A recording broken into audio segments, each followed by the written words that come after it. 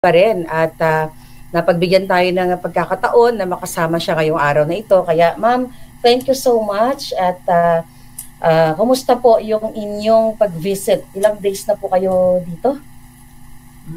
25 yata kami. 25 kayo dumating. Oo. Kumusta naman po kayo nung nakita? Na-visit nyo na si PRRD, di ba? With Kitty? At pagdating niya dun sa ano namin, nagyakapan kami tatlo, tapos sabay-sabay kami ni Kitty kumanta ng happy birthday sa kanya. Oh, wow. Dito si Kitty sa kabilang pisngi, dito ako sa kabila, kasi kami kanta ng happy birthday. Yun, hanggang ano. Hindi po umiyak si PRRD? Ay, hindi. Kayo po? Kasi sabi ni Inday, wag daw kayo umiyak. Ako pa, medyo ano pa ako. Ano po yung sinabi ni former President PRRD sa inyo? Sabi niya, yung kagaya ng sinabi niya kay VP, sabi niya, there will be a day, there will always be a day of reckoning. Yeah. Tsaka sabi nga niya, kinote niya nga sa Psalms 91 verse 8, Yeah. I will let you see with your own eyes the destruction and the punishment of the wicked. Yeah. Ang ganda ng promise ng Panginoon. So very positive po si PRRD. Ano yung parang pinaka-importanting mensahe niya sa inyo nung time na nag-visit kayo sa kanya? Nung kinwentuhan ko kasi siya kung ano nangyayari sa labas, sabi ko, ikaw na ayaw mong ipaalam, ayaw mong magpa-istorbo tuwing birthday mo, natutulog ka lang. Ngayon buong mundo ang nagse-celebrate ng birthday. Yeah, birthday niya. So tuwang-tuwa naman siya. Oo. So, masaya siya. Nagbanggit ba siya na, like personal messages sa Pilipino, mga kababayan natin? Sabi niya, salamat sa suporta at sa pagmamahal. As usual, sabi niya, mahal niya ang lahat ng ang mga Pilipino sa buong mundo, sa Pilipinas at sa labas ng bansa. Saan mang parte ng bansa, mahal niya. Yun naman talaga miski na ng presidente siya, mas minahal pa nga niya ang Pilipino. Yeah. At ang Pilipinas. Yeah. So, ako po talagang nag-travel din ako para ma-witness talaga namin yung, yung pang-aapi sa family ninyo. At lalo na kay Pangulong Duterte. Kitang-kita din naman namin, million tao talaga ang nag-support sa inyo. Pero ako po ay bilang isang just an ordinary citizen, marami ding lumalapit kasi sa akin ng mga taong minsan nagpe-pretend na they are connected with you or I don't know, may mga nung kahapon sa ground nandoon ako, may mga pinaparating sa akin na mga information na may mga taong nangihingi ng tulong in behalf of your family. Inaalaw niyo po ba 'yon? Hindi. Pakiusap ko lang kung sino man ho kayo, huwag niyong gamitin ang pagkakataong ito, ang trahedya namin. Yeah. Kung kayo ay sadyang nangangailangan sa buhay, parang awa nyo na ho, huwag nyo hong gamitin ito.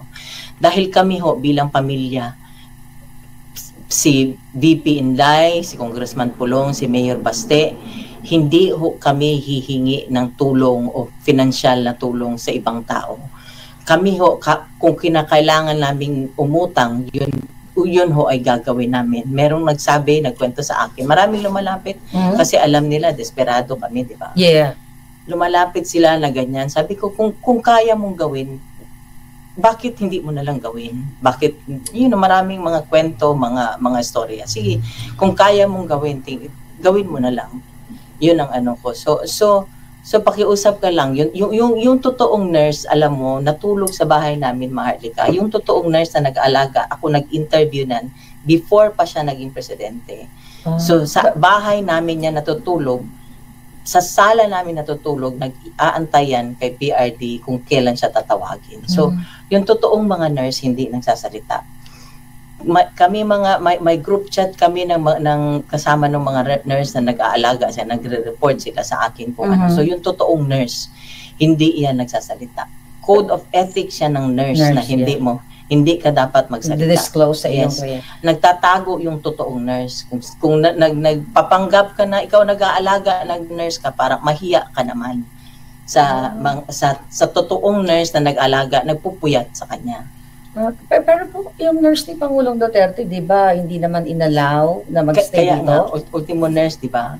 Ang nangyari niyan, hanggang ngayon, para sa akin, parang bangungot. hindi ako makapaniwala. Hindi ko akalain na pag walang passport ang tao, pwede palang idalahin sa pwede palang dukutin. Kidnapin, yeah. Kasi ako, yun nga yung mga nakakarating sa akin ng mga mensahe na may mga nagpapanggap, no, na mga taong nag-connected sa inyo or kakilala or kamag-anak kayo. Yung iba, hindi ko naman talaga kilala. Kayo lang naman ang kilala kong mga relatives niya. So, ang sa akin lang, ma'am, pinararating ko lang sa inyo. Kasi sa akin din, may lumalapit kahapon nga po. May mga nag-aabot ng mga, mga sobre, mga birthday cards. So, sinasabihan ko sila na yung family ninyo, which is in-announce ni Inday, hindi nanghihingi ng financial help. But birthday greetings is fine. Birthday greetings, mga cards. Okay, so, meron kasi pala. Kasi pampaano ng ano niya. Dinala ko ngayon ba, pinasign ko na yung pinabati ko nga para lang maanuhan siya.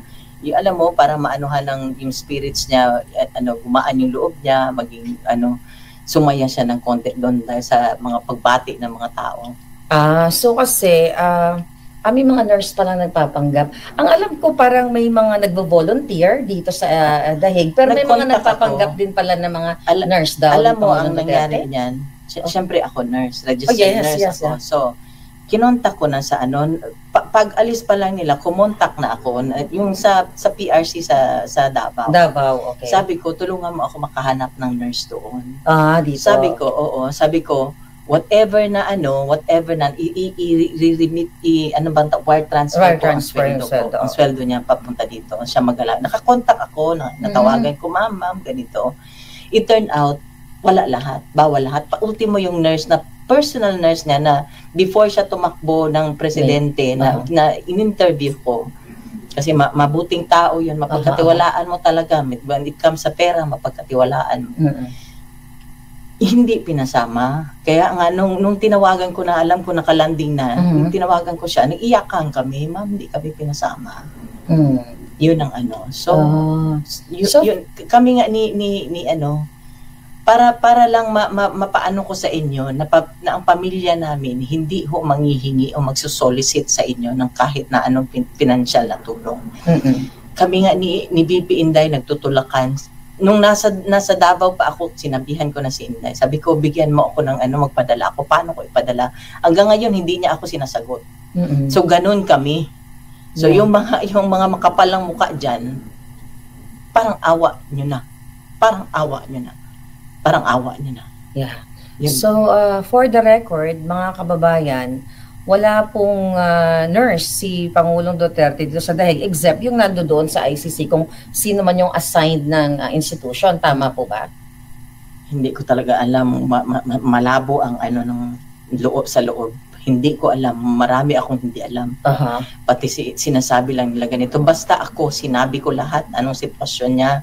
Sinabi ko lahat kasi medical, medical history niya. Yes. Kung ang niya. Yun lang ang kaya kong sabihin. Pero yung sila ang magbigay, yun ang mahirap kasi sila hindi nagbibigay ng kung ano ang information. Yun ang Pero yung medical history ni PRRD na i-forward na sa kanila lahat, tama ba sa ICC? Inaasikaso ng mga lawyers yata. Inaasikaso kasi kailangan, sino bang 80 years old ang hindi na kailangan ng healthcare, ng kalinga, medical attention, medical whatever, di ba? 80 years old sino bang hindi na kailangan yan? Alam niyo, natuwa ako kasi I was there, no, na nagsasalta si Inday sa Taong Bayan, na nagkakasundo kayo dahil sa schedule kung paano mag-take turns kayo sa pagbisita kay PRRD. Kami na mga sumusuporta kay PRRD sa family ninyo, ay talagang natutuwa kami na sa ganitong klaseng sitwasyon ni PRRD, nagkakaisa po kayong mga magkakamag-anak. So yan lang yung tinitignan namin. Doon din kami humuhugot ng lakas bilang mga supporters ninyo. At ako naman nasa dahil for the first time na narinig ko sa inyo na mayroon palang nagpapanggap na mga nurses or whatever kay PRRD. So sana wag naman gawin yon. And alam ba ni PRRD po yun, yung mga ganong issue? Hindi niya na alam yun. Wag na natin sabihin? Hindi ko na I tried, hindi ko na sinabi sa kanya anong situation after na umalis siya. Kasi talagang harassment. Yeah. Ako doble ang trauma ko nung sa Manila pa sa Davao. Doble talaga ang trauma ko. So may my daughter was not in Davao at the time. Yeah. After na. So, grabe, doble talaga trauma ko. Yeah. So, we're here for you, Ma'am Hanilet. Gusto ko lang, i-inform sa ating mga kababayan, so far, ano po yung, nasang stage kayo ngayon? Na-accept nyo na ba totally na napakidna o inabdak ang Pangulo? Reality na yun wala siya sa amin Ang ano na lang namin talaga, pinangawakan namin. Dasal na lang kami ng dasal. Dasal na lang ako ng dasal. Tsaka ang promises ng Panginoon, yun na lang. Yeah. Yun na lang talaga. Yeah. So, sana po, talagang, lakasan niyo yung loob ninyo kasi nakita niyo naman na milyon-milyong Pilipino ang nagmamahal sa inyo. May mga death threats po ba kayo so far? May So mga ako, wala naman. Wala naman. Pero, yun na nga, marami sila kami lang Yeah. Sa Pilipinas po ba, yung mga, I believe, di ba, parang medyo tinakot kayo noon, nakakasuhan and everything. Then later on, niretract inurong Ang nila. bahay namin, susulungin daw. Kaya hanggang ngayon, ever since na dumating ako galing from Manila, hindi ako nakakatulog sa bahay namin. Oh my Kasi God. sabi ng ano ko, papalipat-lipat ako. So, I spared my daughter from such. And then, yung isa ng maliit na bata namin, pinaano ko muna sa iba. Pinatira ko muna sa iba. So talagang nagdulot ng traumatic experience yung nangyari sa inyo. So paano niyo po nilalabanan yung ganitong klaseng feelings, emotion na may takot syempre at yung mga pagigipit na ginawa talaga not only sa inyo, lalo na kay PRRD na na-witness niyo po talaga, ma'am? Alam mo, ito na lang inaano ko, Marlica. Tao lang sila, may Diyos kami. Yeah. May Diyos kami. Yeah, tao lang sila, may Diyos tayo na nagbabantay at maghusga sa kung ano man ang sabi nga ni PRD, this is only temporary. Yeah. So I hope talagang mapauwi na natin si PRRD. So yung mga lawyers naman, ginagawa naman nila yung dapat nilang gawin. And very positive po ba si PRRD nung time na nanonood kayo sa loob? Sobra. Mas, siya. Hindi mo basta-basta Nagjo-joke pa rin siya, ma'am? Nakasmile pa rin siya. Nakasmile pa rin siya. Kasi pa rin niya yung kasi may mga guards doon. Aha. So, all my friends. Mga friends niya yung mga guard, talagang parang yung pagiging ni Pangulong Duterte palabiro, na-apply niya doon sa mga guard na. Saka mas siya nung nakita mo nung during the time doon sa Villamor. Yeah. Hindi pa ni Kitty ang emotional. Siya, kung kausapin niya yung mga hindi niyo ako kalaban, Andre. Oo, narinig niya po na. Hindi niyo ako kalaban. Ganun lang niya, Andre, ikwento, makinig ka, ganun lang niya. Pero ma'am, ano yung feeling, ano yung nakita nyo dun balik tayo dun sa Villamor na, yung mga polis ba, talaga bang parang sila, yung gusto nila yung ginagawa nila na gipitin ang kanilang dating hindi ko alam kasi it's masyadong subjective yan sila na yan pero kasi may mga lumalabas sa video na yung ibang mga police may lumalabas lang na pero still nandun sila, di ba? They implemented it. Yeah. Tumulong sila. They're part of they're accomplices sila ng pag-kidnap niya. Pero yun nga, which is grabe po talaga yung pagigipit sa atin lahat tayo kasi ako ginigipit din ako. Pero mas dito na pag-uusapan na international na nakikita talaga yung pagigipit kay Pangulong Duterte. At nakita din yung impact sa buong mundo kung paano siya pinrotektahan. So, panghuli na lang po, ano yung gusto nyong ibuhos na mensahe sa ating mga kababayan, yung mga gumagamit sa pangalan ninyo, yung mga nagsusolicit, yung mga sumusuporta? May nakausap na akong isa, kasi ako, Marlica, prangka ako I can tell po. Sabi ko, pinandilatan ko nga ng mata kung mayroon kayong magagawa, bakit hindi niya na lang gawain? Mm-mm. 'Di ba? Sige, kung meron kayong magagawa, sabi ko nga, sa abot ng aking makakaya, sige. Kasi lahat naman may ano kailangan may kabayaran, 'di ba? May Yes, monetary, yes, yes. sabi ko. Sa abot ng aking makakaya, kung kailangan ko umutang, 'di ba? Yeah. So, yun ang ano ko na sana wag silang tumigil, dasal at suporta, wag yung tigilan kasi nakita nyo naman ang ginawa niya para sa Pilipinas at para sa Pilipino. Yeah.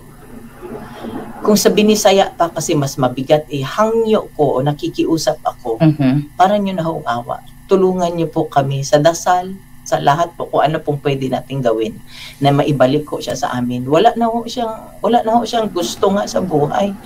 Gusto na at itig, gusto na lang niyang mamahinga. Yeah. Gusto na lang niyang mamahinga. Doon po sa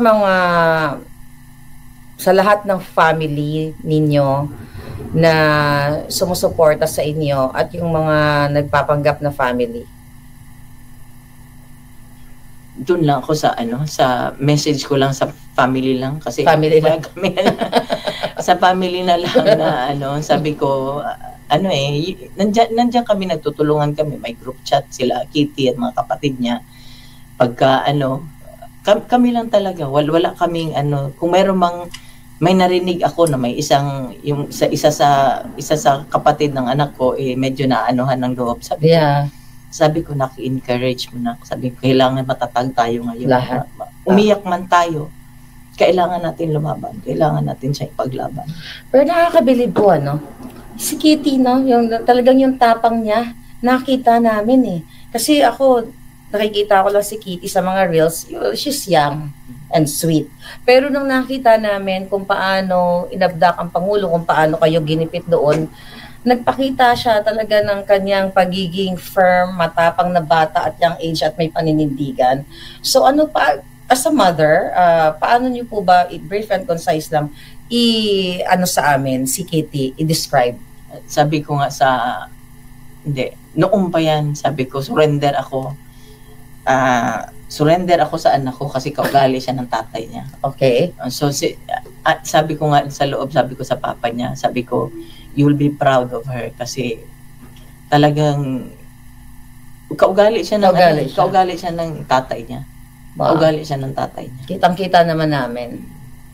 So, ayun. So, sa mga sumusuporta po sa inyo, ma'am, sa lahat ng mga taong hanggang ngayon patuloy na nag-gather, nag-celebrate post-birthday ni PRRD, mensahe niyo po, panghuli na lang. Maraming salamat sa inyong lahat. Alam ko nagdarasal kayo. Yung mga messages ninyo nababasa ko, hindi ko man kayo masagot isa-isa. Pero ito lang ang hiling ko talaga, wag ho tayong tumigil. Kasi hindi naman hindi ako pwede mag-give up, hindi tayo pwede mag-give up. Tulungan nyo kami na maibalik ho namin siya sa bahay namin.